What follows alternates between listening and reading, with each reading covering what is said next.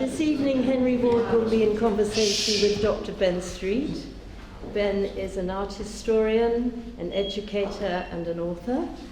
And Henry and Ben have known each other for more than 10 years. And Ben was the main contributor to Henry's book, what was it called? Shed Paintings, back in 2020.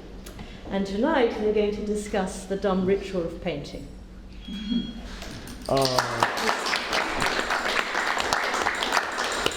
Thanks, Vivienne. Thanks, everyone, for coming. The dumb ritual of painting, Henry. And the dumb ritual of painting is a little bit like the dumb ritual of talking, as people will discover. We, as Vivienne mentioned, we've known each other for a long time, and I wrote the text for the shed paintings, and we've had conversations informally and formally about painting for such a long time. And I want to keep that conversational thing going. But also, it's very interesting to think, looking at this book, about the idea that talking and painting are quite like each other. So I thought it might be quite a nice place to start, to think about that. And I'm going to read a tiny little bit. I'm not going to eat up the time, we're just doing a little story time, but it's a lovely part of this book, interview with Amy Silman, who's an artist and writer we both really revere. I'm sure many people in this room really love her as well. And Amy Silman says in this interview, talking is painting in that it involves a deep structural understanding of the core of grammar, how sentences are built, but the flexibility of not knowing what you are going to say next. You trust both kinds of structures of thought. And we've had this conversation, actually, haven't we, about the value of not knowing what comes next, which is very true in my experience of writing, but I think also true in your experience of painting. So does that connect? This is the longest question ever, isn't it, to solve? It's not just me talking. But anyway, this idea of the dumb ritual and this idea about not knowing what you're doing, are those two things connected? Yes. Should just leave it at that. Really short answer. Yes, I think that conversation you're referring to that I had with Amy was amazing, because it was one of those things where the conversation was both discovering and illustrating a point in at the same time. You know, we were talking about the fact that you begin sentences and you really don't know what word. I mean, this sentence I've just begun, as you can see, I changed tack halfway through it. I didn't know what I was going to say. Yeah. And yet it made sense, and everybody in the room, because we all speak English, can understand what I was saying, and it makes sense. And we had this kind of revelation as we were talking to one another that is a bit what it feels like when you make paintings in the way that I make paintings, and I think in the way that Amy makes paintings. So this idea that you go into it with the material having agency, and you are having, sounds kind of cheesy, but you're having a conversation with the material. So you sort of have an idea of maybe what you're doing, but you don't quite know, and then things start to change. And I think that is a really profound experience, and it's also kind of slightly pointless experience. It's maybe even a bit masturbatory, you know, it's pleasurable, certainly. This thing of playing with the material and seeing where it goes and finding yourself in a space. So I think there's, and talking is a bit like that. True. Yeah, totally. I think that there's probably a lot of painters whose work doesn't look like yours who would probably say the same thing. It's just that your work keeps that fluidity in play. When we look at the paintings around us, you can see that the changes of mind and the changes of decision, that conversation that you're having with the medium is very visually available to us, and that's one of the pleasures of looking at your work too, I think. Thank you. I mean, maybe, yeah. And I think there's also something that's similar, which is around repetition. And I think, you know, when you're speaking or when you're writing, I find myself saying similar things. People have catchphrases, or they have, you know, similar words they use, and then you find a new word, and then you get excited about the new word, and then you overuse the new word, and you think, God, I'm saying that word a lot. People must think I only use that word. So then you change the word again and you use another word. And I think painting's a bit like that too. So I go through periods where I'll realise I'm using a form and I'm using it a lot. And then I might worry about using it a lot, and I consciously don't use it for a bit. And then I think, why am I not using that form? I like that form, and I'll go back and use that form again. And it's exciting rediscovering it. And I think language is like that. So, yeah. Yeah. But also what you said really dramatises a kind of social anxiety that some of us might empathise with. maybe just me, that thing of thinking, have I said this already? Am I repeating myself? Am I going round and round in circles? Especially with stories. Especially with stories. As you get older. Yeah. Anecdotes, and then you can see people's faces glazing over you. Yeah. Everyone in this room has heard this story already multiple times. Yeah, exactly. A good example of that, does that come out in the actual forms that you use sometimes? Because I just note these two, I love this little relationship between these two paintings, which have got clumpy, they're not particularly well hung for this particular point I wanted to make, but big old clumpy clodhopper feet that are at the bottom of the canvases, and because they're at the bottom, they emphasise the kind of orientation of the canvas in a way, or they emphasise its gravity. Yeah. They make it feels like a heavy object. Is that the kind of thing you mean? You'll go through like a motif like that, and then you'll say, actually, I need to. Yeah. So they and they're not. It's not like I set out to make a painting with things that look like their feet. Yeah. But then I make a painting with things that look like their feet. So it's kind of it's knowing and not knowing, and we've talked about this quite a lot. That kind of that oddness of starting a process in order to get to another space, but you've got to go through that process first. Yeah. And so in both these cases, I don't think these paintings started that way round. Oh, okay. But you flip them. They move all the time. Oh, okay. And you can see that sometimes where the drips and things, and you realise they're drips that define gravity because paintings. Yes, there's one behind you. So the paintings will shift, but in both these cases, they ended up with things that were a bit like feet. Which leads me to the question that people probably often have with your work, which is, are there figures? Listen, it's a tedious thing, right? Because the thing that one of the big cliches of art writing is people say an artist works between abstraction and figuration as though they were totally distinct camps. Yeah. I don't think they are totally distinct. Well, I don't think they are anymore, and I think, but for a long time they were. Yeah. I mean, I've got the pleasure of my tutor from my course at Winchester being in the audience. And Really done that. It's kind of terrifying.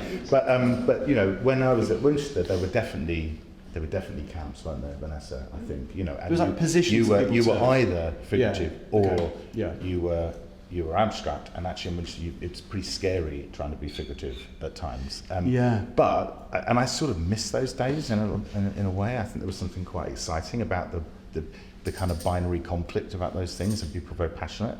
But I think they are slightly redundant, and I think my paintings are abstract, but then more and more I look at them and I think they're probably not really. I think there are characters in them, and there are things that are a bit like figures in them, and there are things that are spaces and buildings and things. So I think they're probably not abstract really, but then I don't really know if that's important or not. No, well maybe now it isn't important It as isn't it was maybe at one point Yeah. to have a position on being one thing or another. And Amy Silman is another good example of somebody who refutes that binary anyway with her work all the time, doesn't she? Yeah, absolutely. So that's part of the way of thinking. But one thing that leads me on from that, which I think is quite interesting, is the titles of your. Because it's very, very interesting, isn't it? I think the process of, I'm not an artist, right? You finish an artwork and then you give it a name. Yeah. And that's quite interesting. I know, and I can't remember the artist who it was, but I came across somebody who really does give their paintings names. Actual names. And I thought that was such a brilliant idea, and Yeah. I wish I'd had that idea. Yeah. So they have paintings that are called things like David and Jane. Yeah. It's like, that's fantastic, Yeah. because they are kind of like children in a way. Yeah. And I think, so I find titling both really exciting and hugely problematic, particularly because the paintings operate in that slightly abstract space. And I recognise that once you give something a title, you do sort of begin to fix a potential meaning for somebody looking at it. And I'm kind of interested in the idea that I don't really know why I did what I did, and I'm interested in somebody else coming along and looking at it and telling me things I don't know about it.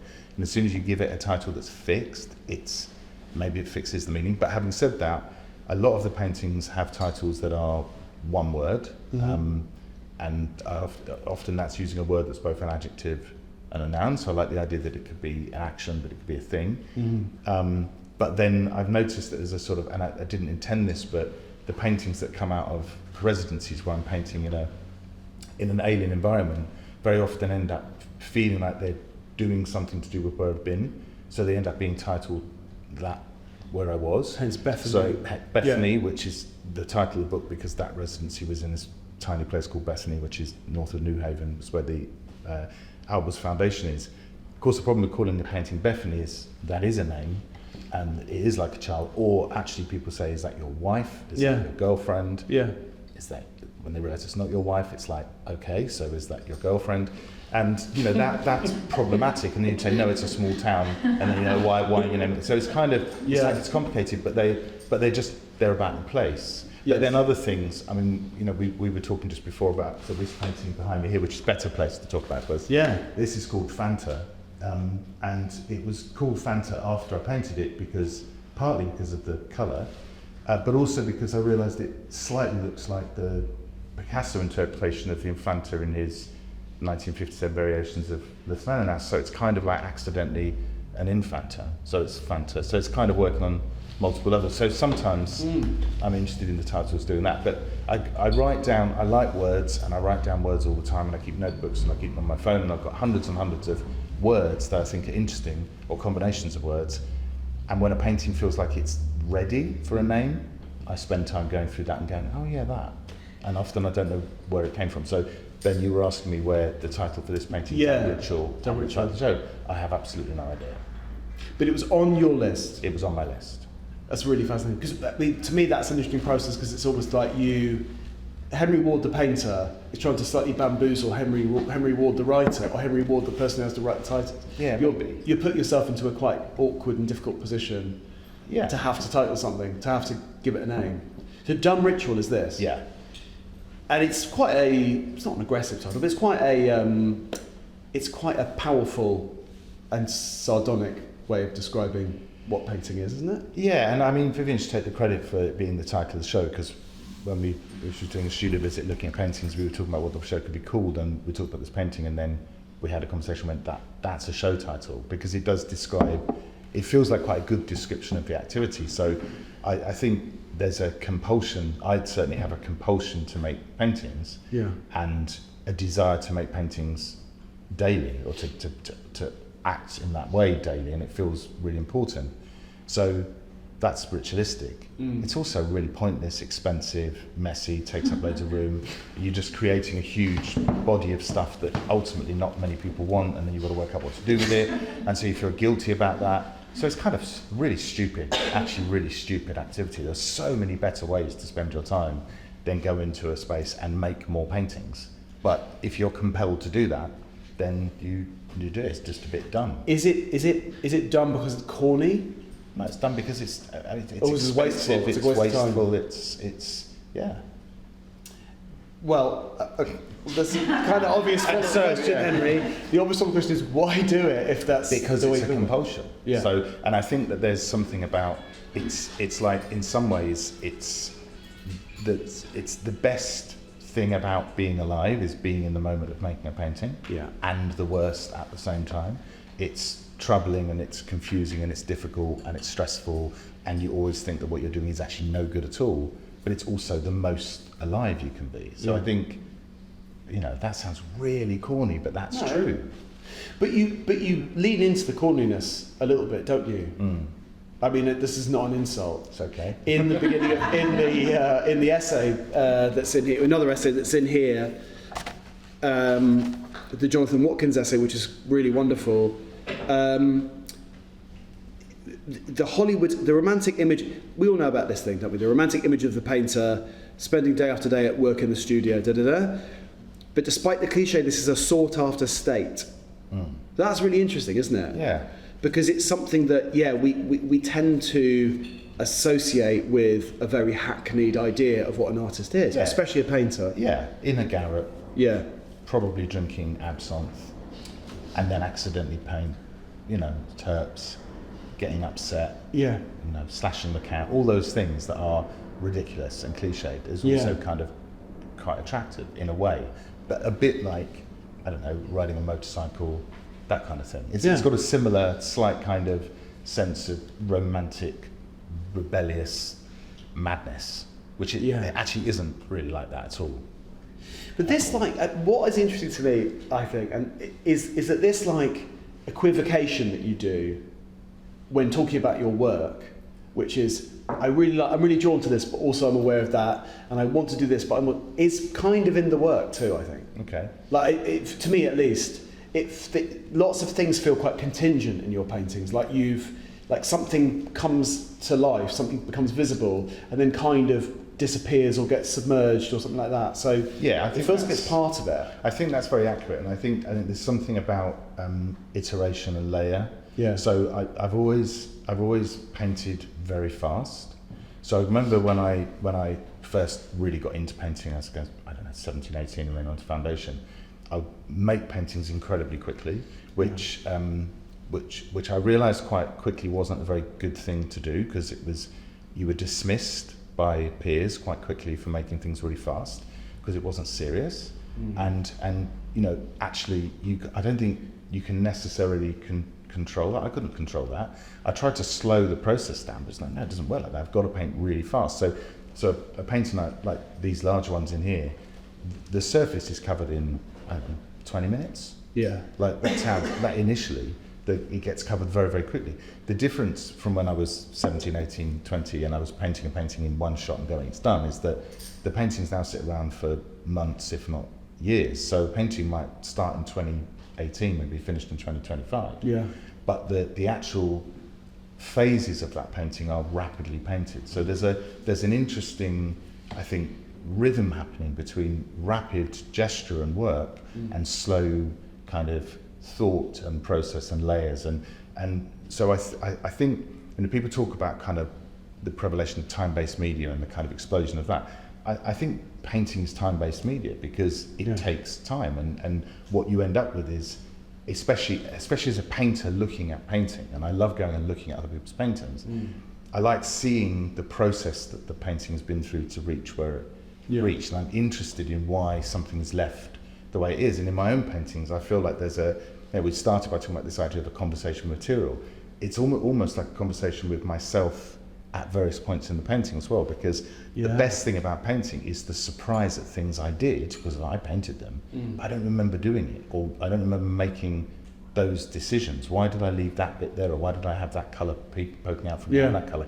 And that can't happen in one shot. That has to happen over time. And there's something also, and we talked about this when we were writing about the shed paintings, because it's true even of the small works on paper.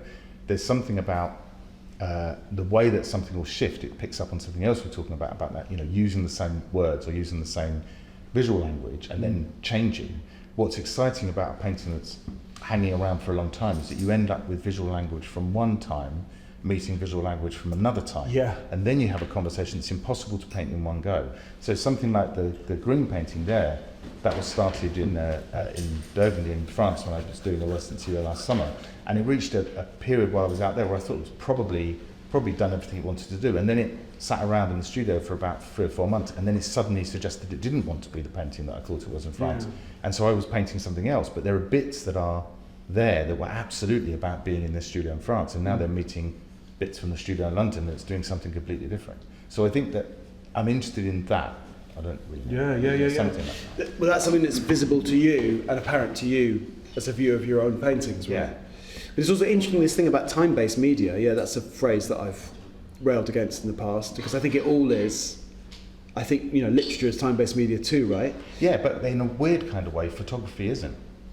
Yeah, it's a different kind of process. Well, it's a different kind of. It's a fraction of a second. Yes. I mean, it's still time. Depending on how. My God, it's true. Very, very little time. It's very interesting how you're talking about time-based media from the perspective of making a painting that could be years and a back and forth dialogue with your younger self, which is so interesting. But also just as a viewer of the work, there's also a kind of snagging that you do, that you kind of catch us. Something that seems like a straightforward motif will actually reveal itself more slowly as a set of different decisions that weren't immediately apparent to you. So I think that's to do with it as well, right? I mean, it's like a sort of visual experience of time. Yeah, I think so. And definitely something about surprise and something about stumbling upon things, unexpected things. I think the process is much, again, slightly cheesy, but the process is much more interesting than the outcome.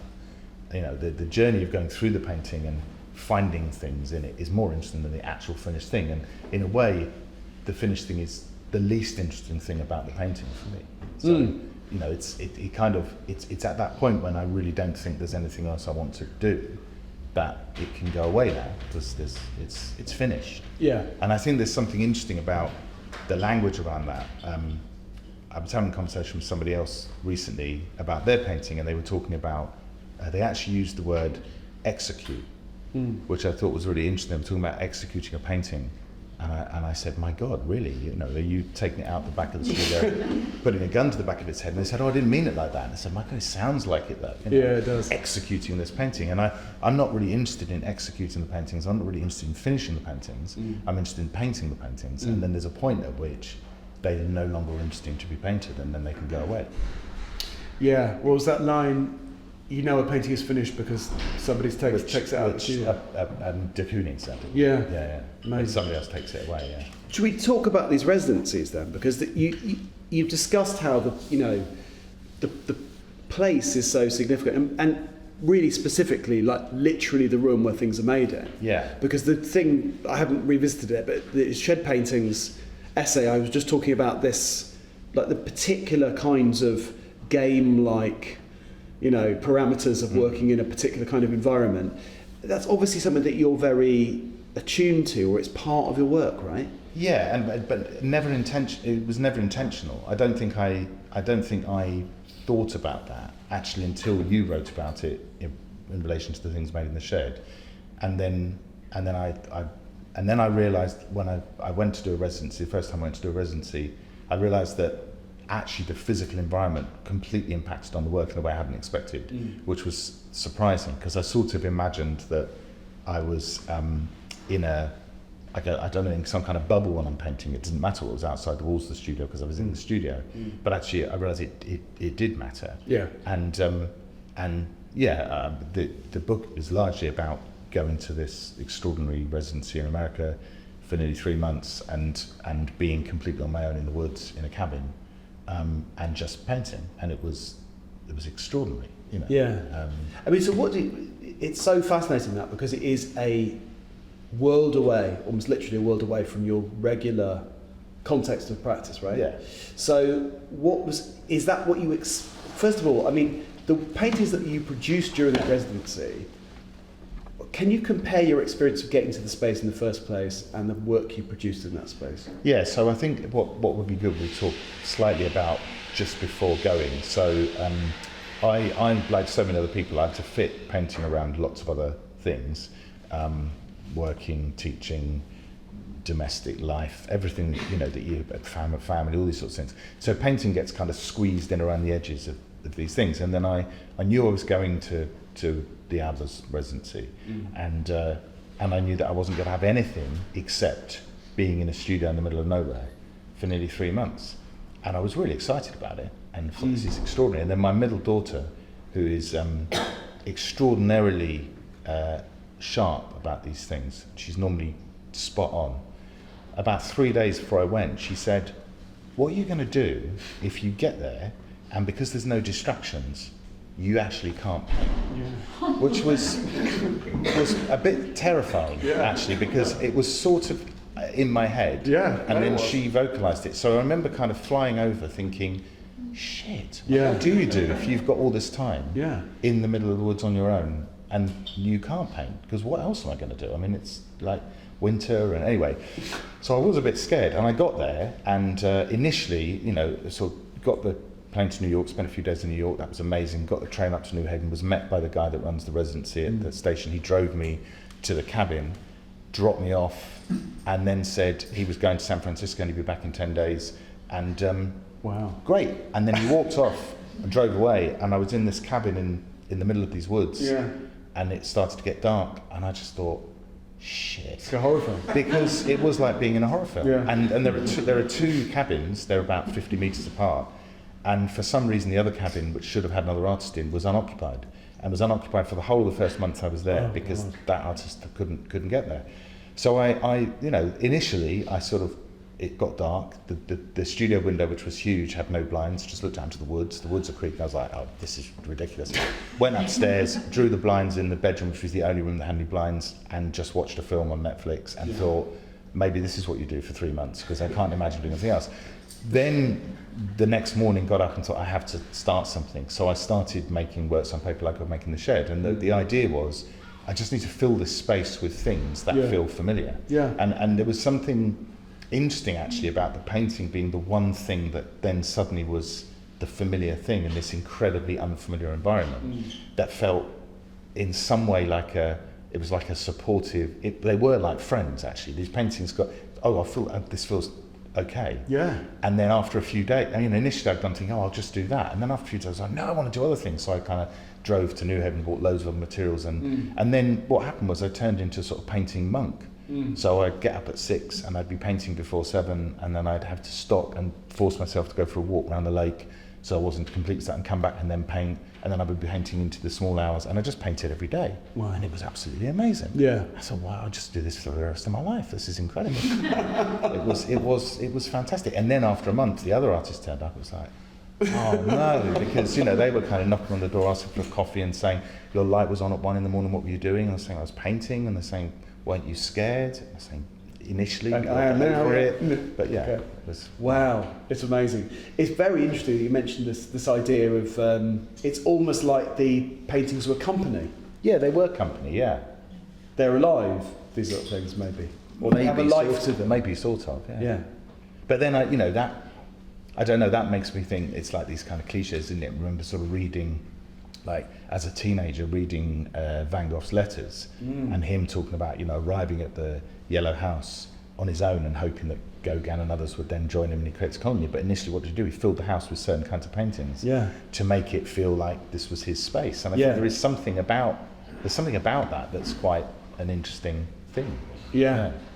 Yeah, it's like Guston leaving the studio and saying, that place is full of people. Absolutely. The studio is like full of people. Got to get him in there. I know. Got to get him in there. I had to do it. But yeah, because the other paintings were quasi-alive. Yeah. But I also think this thing of you describing, I just thought of this before, but you describing the paintings as having like their own history built into them, that does give them a certain kind of life story, biography of their own, doesn't it? Yeah, I think so. In a way. Can we talk about your French? These were painted in Burgundy, weren't they? They were started in France, yeah. They were started in France. Oh yeah, they were started. And this one and the one by the windows. Yeah. Because there's like an interesting, you were talking earlier on, it would be quite interesting for people to hear, going to Dijon and seeing like medieval paintings. Yeah, so this was much shorter residency. It was in the Morvan, and it was amazing. It was an incredible studio. It was like 100 square meters with a 9-meter ceiling. It was very different to the residency in America. Residency in America was -20, snow, camping in the woods, nobody around. This was very convivial.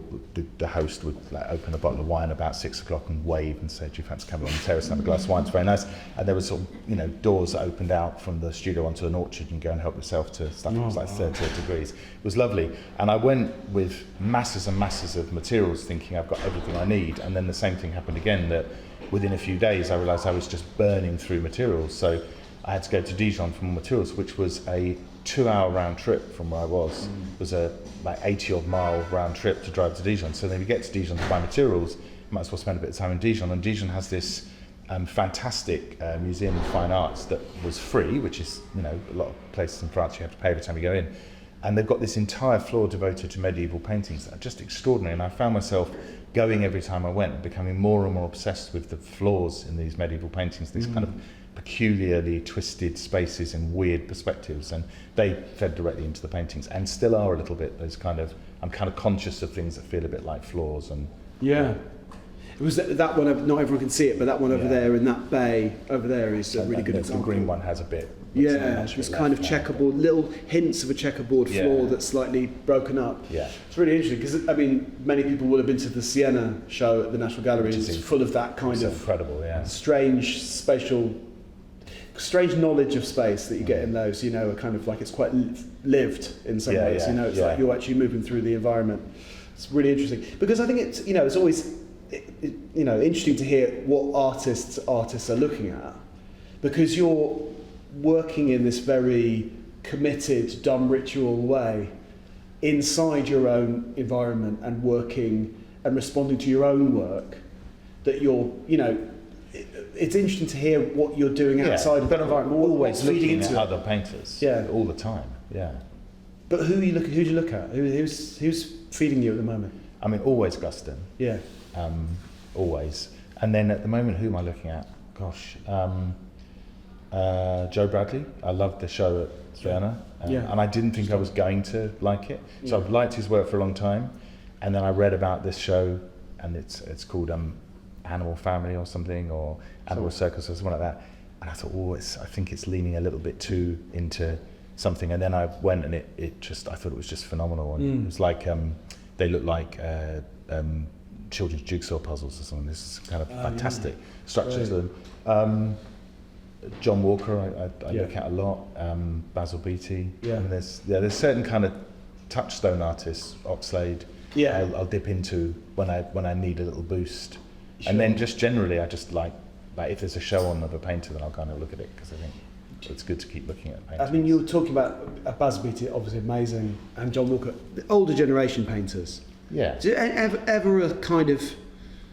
have a sense of being part of a group or being part of a generation of painters, or not really?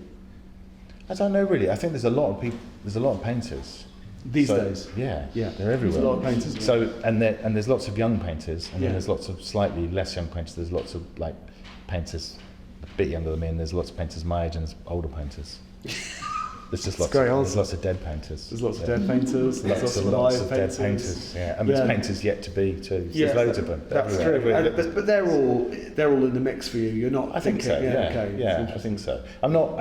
I think there's something. There's good. Like I feel like in London there are good families of painters. Yeah. And there's a good kind of scene of painters. Yeah. There's a few familiar faces in the audience of other painters in London, and you know. Things like Terrace, I think is great. There's a kind of constant sense of painters get together and have shows together in a funny space up in Leytonstone and hang out and go for beers and talk about painting, and that's great. Yeah, it's part absolutely. It's part of the Garrett thing, isn't it? And the myth and it's all part of the same thing. It's all part of the same thing. It is a little bit part of the Garrett thing. I mean, and it just that also just reminds me. And it's the third time I've mentioned it, but Amy Silman does. Write really interesting. I just have to try and remember it, but she talks very interestingly about what you have been saying, kind of embracing or leaning into that. But kind of she writes very beautifully, I think, about how for her painting is a kind of digestion of the world, and some of her work, and maybe your work too, in some ways, does sometimes feel quite bodily. Like the world is happening. The thing that you're absorbing things are transforming. You're absorbing media, and the work you produce isn't a direct reflection of that, but it feels as though it embodies she calls it churning the world. You know, that thing of like swallowing and eating. But I think she does that much more consciously, and I think there's a lot of her work is very directly referential of that, and I love that, and I don't think I can necessarily do that or want to do that. I don't know. Yeah. I think I'm very, very aware in the last maybe 2 years or so of this thing of kind of characters appearing much more in the paintings, and actually particularly in the drawings. So I draw all the time, and I keep sketchbooks, and the drawings in the sketchbooks are very character-like, and I'm kind of aware of that, and I'm aware of the idea that they are feeling a bit like they might have stepped out of a 1960s children's book or a 70s like animation or something, but then I find myself looking at those reference materials, and I worry that I'm going to get a little too close to it. I'm going to start painting something that is a bit David McKee or is a bit kind of like Hanna-Barbera cartoon. I don't want to do that, but I'm kind of interested in it being a bit like that. Yeah. So Well, there's very interesting spatial things going on in David McKee books, right? And in like Wile E. Coyote. For sure. If he doesn't look down, he can run across a chasm. It's amazing. Yeah, and then he looks down, and then he can't. There's something that the impossibility of cartoons and the weirdness, and it's not dissimilar to talk about the Sienna show.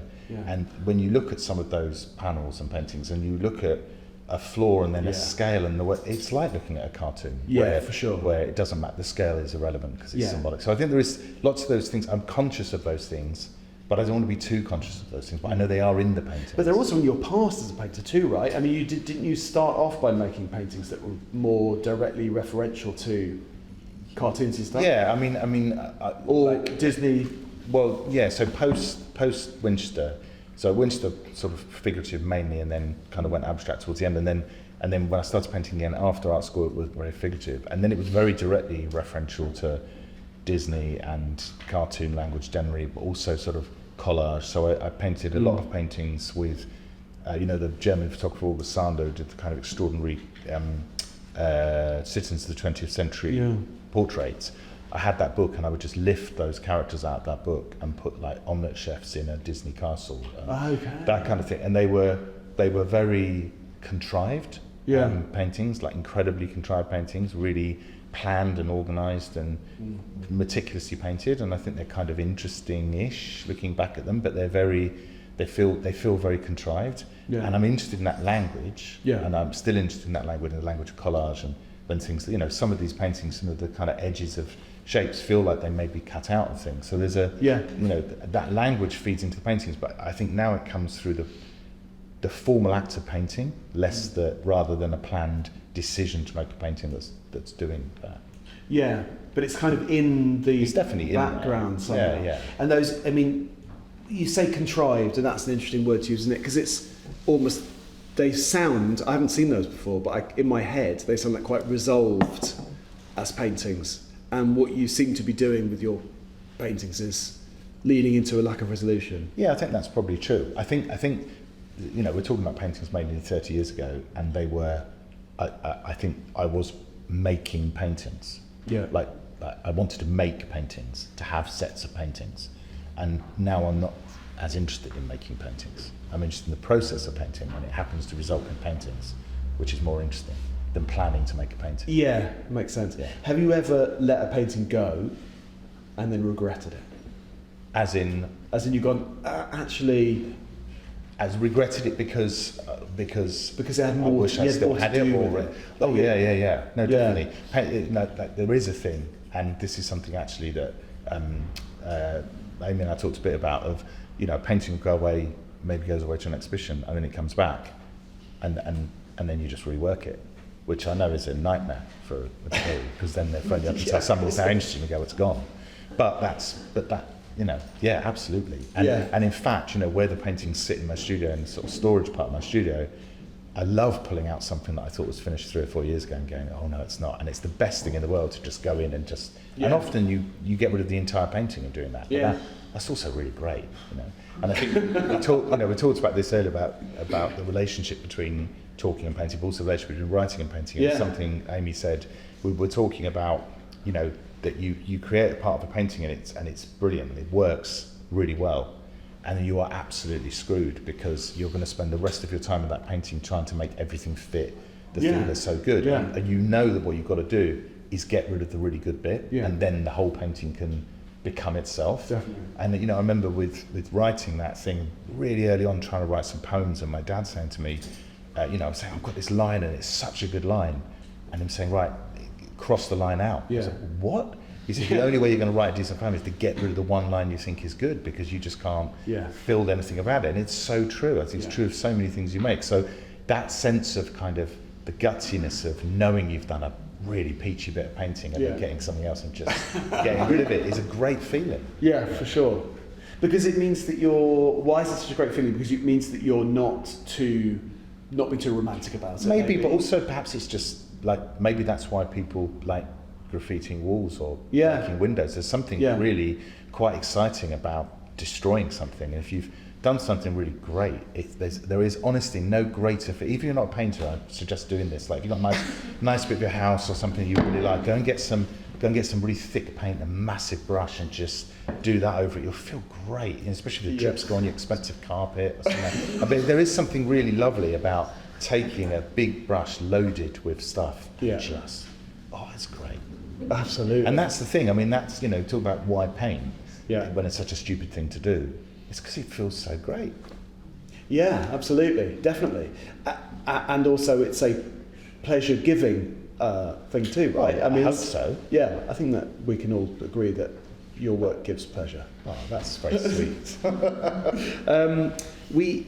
That might be a good time to hand over to the audience if anyone's got any questions. I was going to say at the beginning we'd do about 40 minutes and then we'd have questions, but we ran away with it. But we were actually okay. Has it? Yeah, go for it. A question to yourself. What inspires you with the colours that you choose? Because it seems like there's a palette of colours for each picture. Is it you suffer from ADHD, or is it basically something that causes you to focus on that palette. So you notice that each different time period, you've got a collection that's very ambient for that moment. In all honesty, I don't really know. I love colour, and I go through, a bit like we're talking about words, maybe you get obsessed with a certain kind of word, or you tell the same story over again. I'll get obsessed with certain kinds of colours, and I'll find myself using them a lot, and going through certain colours a lot, and using certain mixtures of colours a lot, and then realising I'm doing that, and so then I'll make a conscious decision, I'm just not going to use that in this, this next painting. Either paint over them, or when I'm doing another painting and I find myself reaching, I say, no, stop, not those, you've got to use something else. I'm forcing myself into something else. But, so that painting you're sitting in front of, this kind of, I guess, sort of germaline pink, that's a particular colour that comes back a lot, that I quite, something about it that's like not nice and nice at the same time, or this kind of green with this sort of slightly goldy yellow green mixed in is another one. So I don't know, there's sort of, I would say there's periods of time where there's certain colours. So at the moment, everything in my studio at the moment is using a lot of browns, which is kind of odd. I haven't done that really before. And there's bits of orange and stuff coming through, and then I force myself to use something different to take it out. So I don't know really. I kind of feel like I'm aware there's a definite sensibility to colour, but I don't know exactly what it is. I'm not sure I necessarily want to know what it is. I'd rather just do it, I think. I was just curious with the piece that's behind you, because it seems like there's other colours there, and they've been, it's like one night you just basically said, I'm getting that paintbrush, just get rid of that. Get rid of it after being a piece of the integral part of that picture. Yeah, there's definitely. You just wiped it off to make it a different perspective. Yeah, and I think, same with the one in the corner there. I mean, there's quite a lot where there's these kind of almost like veils of paint that are slightly, betray a bit of what was before. And that's quite interesting, I think. Yeah. Do you do pictures for money, or do you do pictures for yourself? The reason I asked this question is it's a good question. I got invited by Johnny Depp for his film showing of an artist in the early 19th century, and the actual actor said that all he was given was 20 pages of just a structure, and he had to make the words up. So you had to feel the artist, and the artist wasn't doing things for money, he was doing it for his passion, and there was pieces that he wouldn't sell for love or money. Yeah, well, so I think it's not money. I mean, no, it's not because the column of what being a painter costs is considerably larger than the column of what being a painter rewards. I mean, by some massive distance. So it is a pointless activity if you actually want to make money. So it's not about that. I think there's something. I mean, it's nice when you sell a painting, but in all honesty, the immediate thing I think about when I sell a painting is, brilliant, it's not coming back to the studio and giving you a storage problem. And that's the truth, because my studios have got bigger, and the reason they've got bigger every time I've taken them to the studio is because I need more space for all the paintings that I haven't sold, that are then stacking up. And then, I've got this lovely storage unit I had built in my current studio, it's full. So I don't want these paintings to come back, because then they're going to get stuffed in the storage.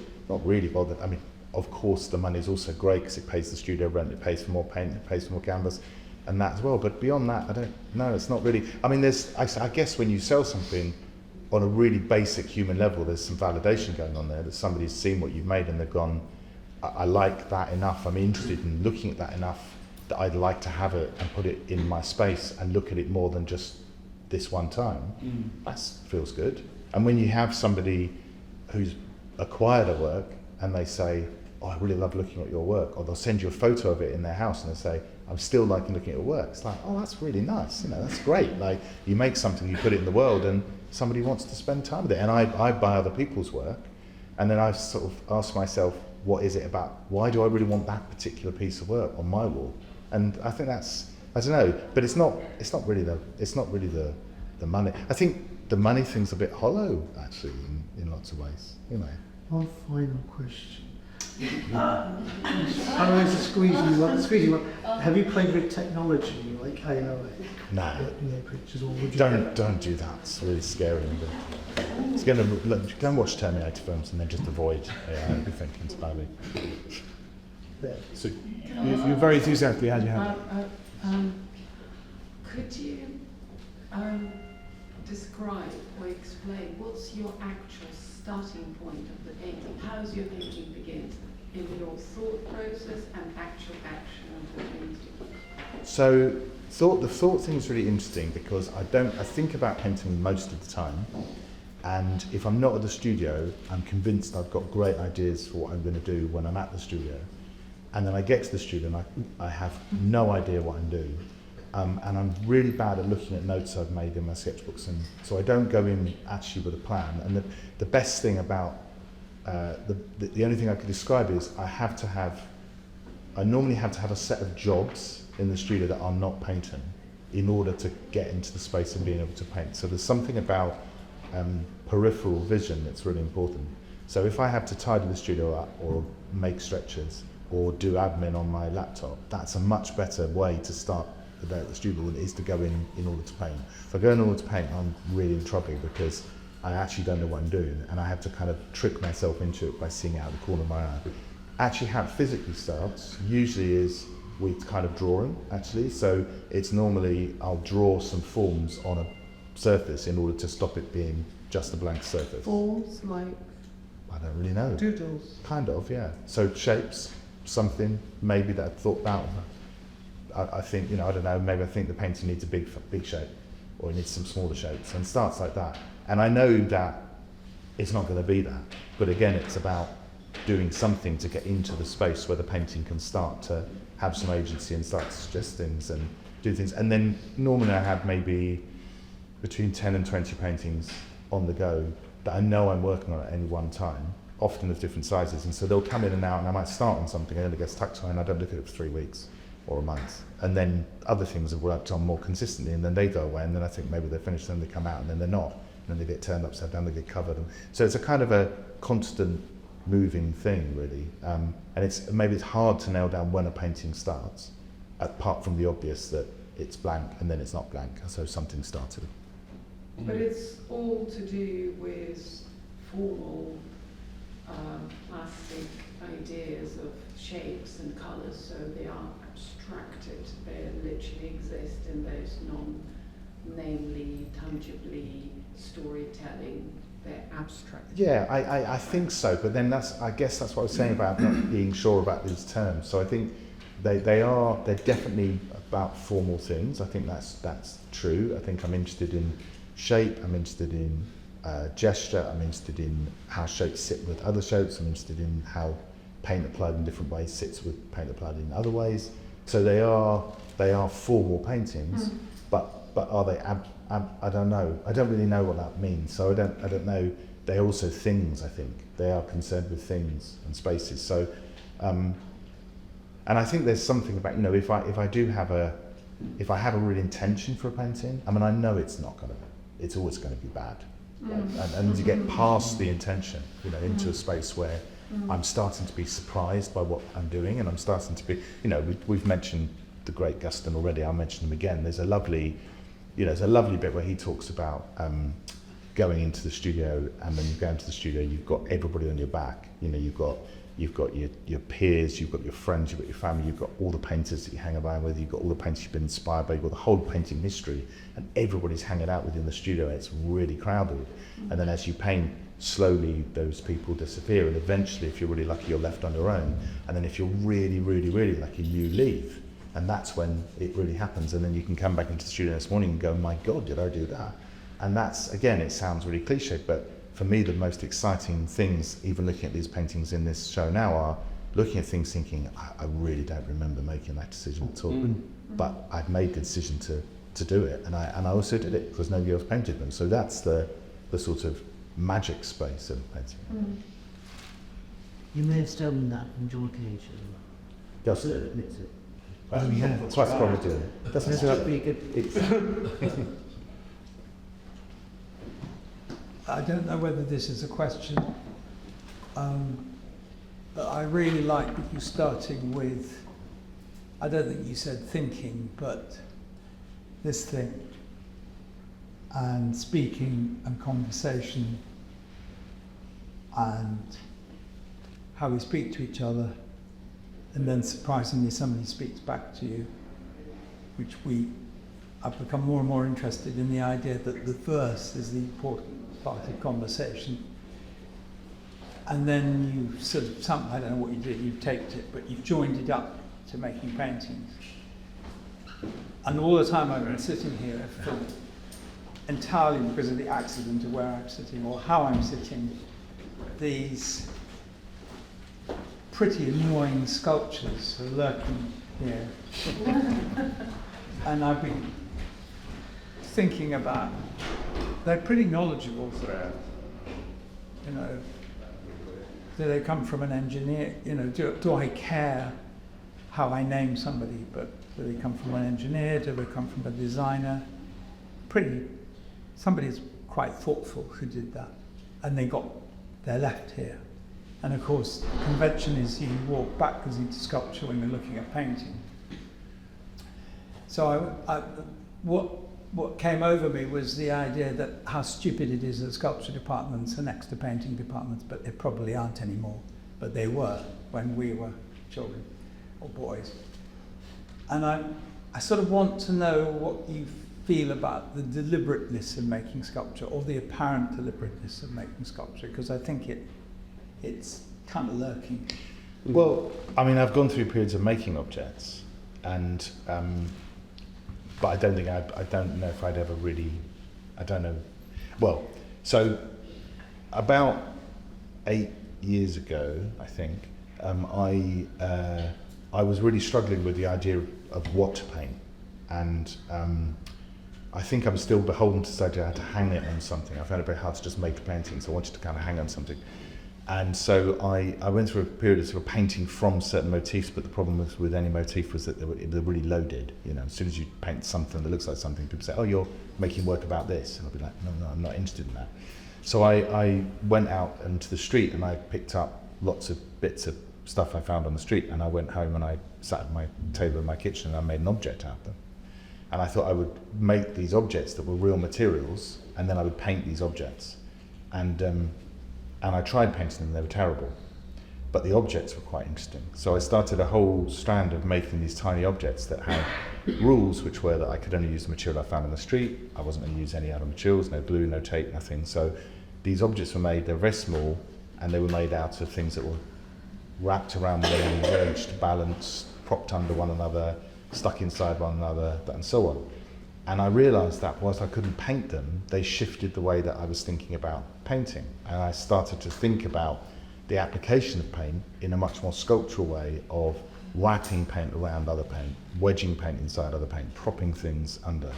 And I go through periods of making lots and lots and lots of objects, and then I go through long periods of not making any objects at all. And I don't know what it is that compels me to do it, but on Friday, I made quite a big cardboard sculpture in my studio. It's the first time I've made an object for about 3 years. And I went in, going back and sending it to your question, I went in with a painting on the go, thinking that's what I was going to do, and then spent the day making that cardboard sculpture. So I don't know what that's going to do, but it's got a nice little orange then dot underneath it that's making it tip up in an odd way, so I'm quite excited about it, and I don't know what it'll do with it. So I think there's definitely a relationship to sculpture and objects in the paintings, and I think there is something about the suggestion of things in space, which again is why I don't think they're necessarily entirely abstract, because I think my paintings have grounds, they have spaces in which things sit. There's a suggestion of that, and I think that is also, I guess, talking about sculpture. Shall we tell everybody I didn't know that? He didn't know that. It's a good question. And does that mean that David Smith is lurking in your underpants? I don't know. He might be. Smith drawings feel very active in your work, don't they? The drawings and the prints of... Yeah, drawings definitely. I mean, drawings, since I left art school, I've gone through periods of painting and I've gone through periods of not painting, and usually the periods of not painting are to do with life circumstances making painting extremely difficult. But what I've maintained is a drawing practice for 30 odd years of drawing sketchbooks all the time, and the drawings are often observational in a way that the paintings are not. So I will sit in front of an object and I will look at something and I draw it, and then sometimes they're not observational at all, but they sort of feed into one another. And certainly when I was on the residency, I made loads, 100 and something drawings and filled sketchbooks over that period of time, as well as the paintings. And the drawings were really, things were much more directly feeding. So going to the museum at Yale, where they've got kind of amazing Syrian and Roman galleries, and drawing all the fragments and the tiles and things directly, not with the intention that I'm then going to put these in my paintings, but I know that they do sort of feed into the paintings. Yeah. Henry, can you say something about place, maybe a bit more? Maybe sound? I don't know, these two things seem to really... Sound?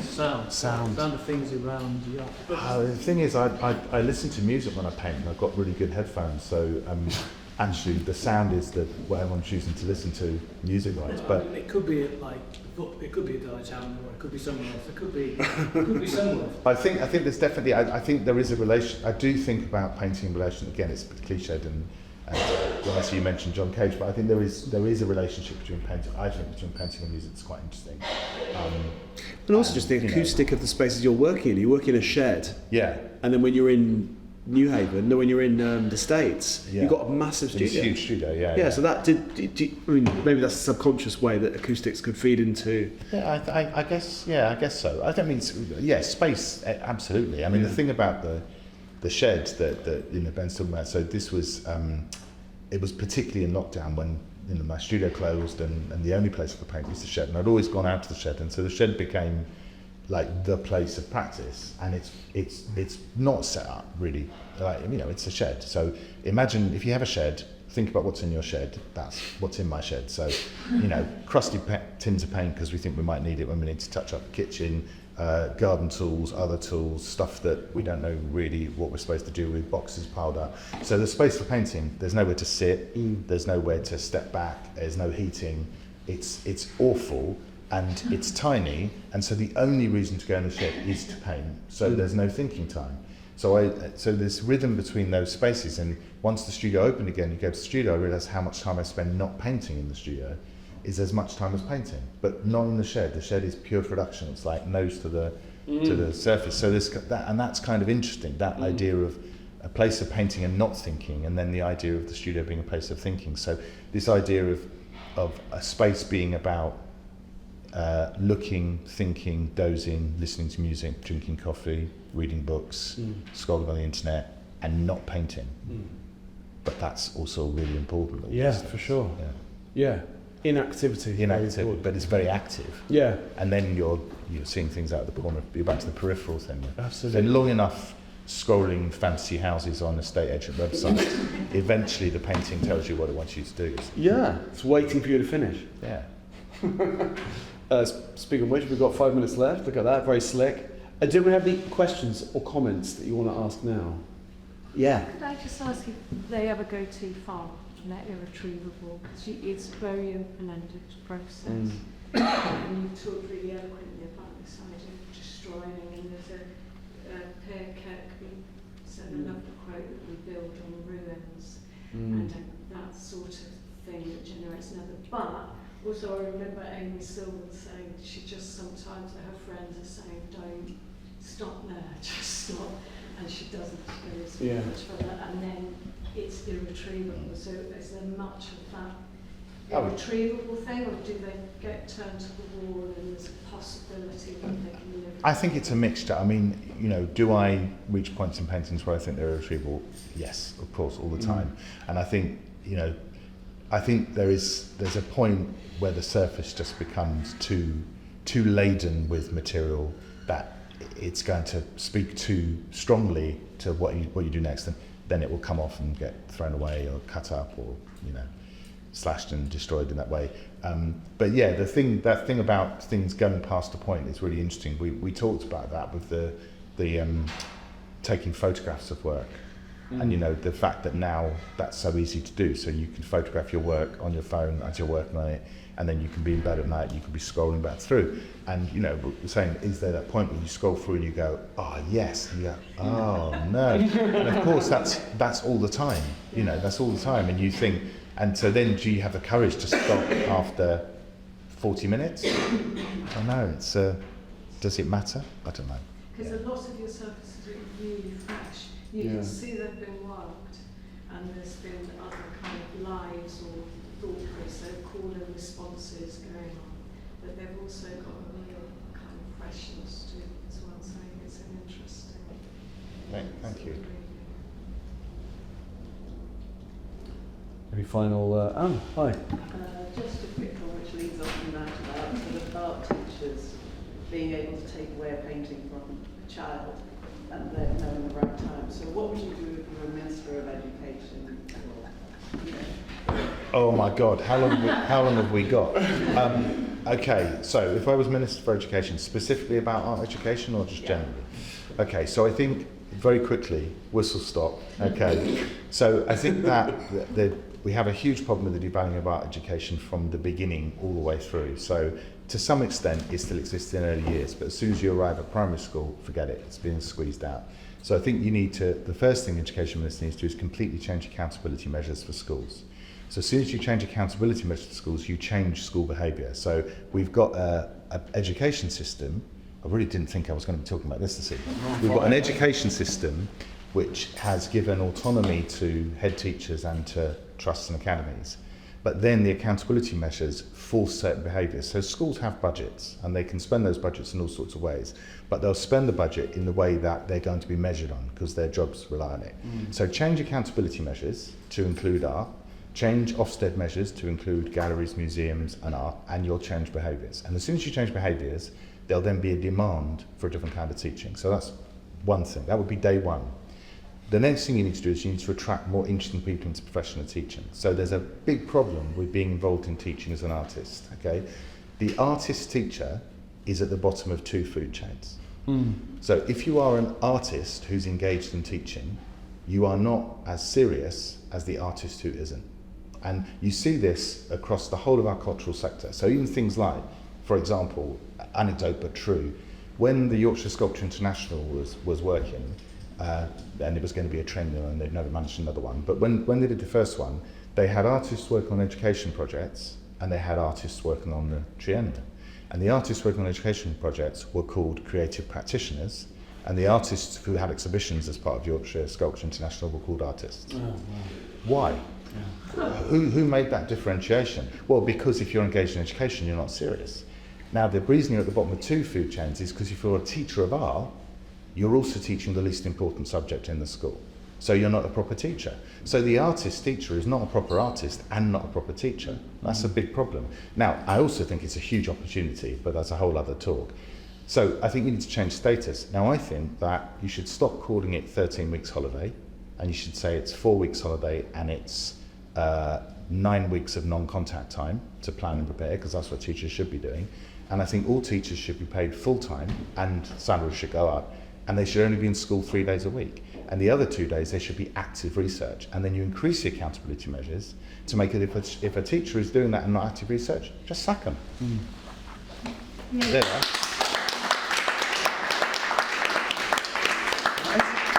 That's an awful line to end on. We'll all vote for you, for sure. Teachers. No, it's great. All right. Hey, Henry, thank you so much. Thank you, Vivienne, for inviting us. Oh, thank you. Much appreciated. Really enjoyed it. Thank you, everyone, for coming along. It was really enjoyable. Thanks so much. Cheers.